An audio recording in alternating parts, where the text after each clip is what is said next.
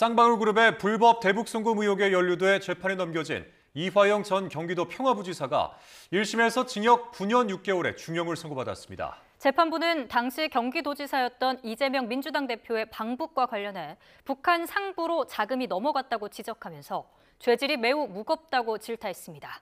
보도에 유서연 기자입니다. 지난 2022년 10월 재판에 넘겨진 이화영 전 경기도 평화부지사에게 적용됐던 혐의는 크게 4가지입니다.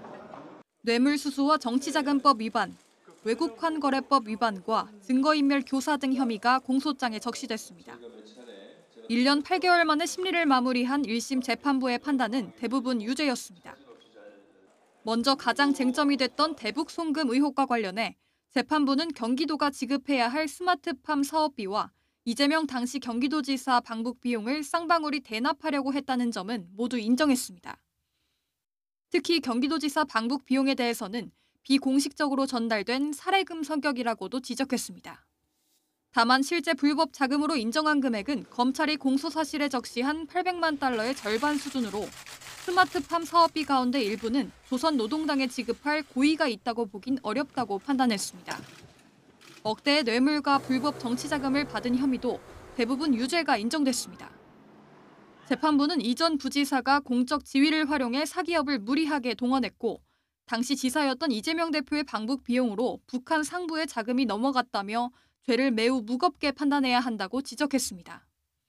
그러면서 징역 9년 6개월과 벌금 2억 5천만 원, 추징금 3억 2천여만 원을 선고했습니다. 판결 직후 이전 부지사 측 변호인은 재판 진행 과정이 검찰 친화적이었다고 주장하며 항소하겠다는 뜻을 밝혔습니다. 대단히 편파적인 증거의 취사 선택이 있었습니다. 쌍방울의 대북 사업에 대해서 피고인 이화영은 전혀 알지 못했습니다.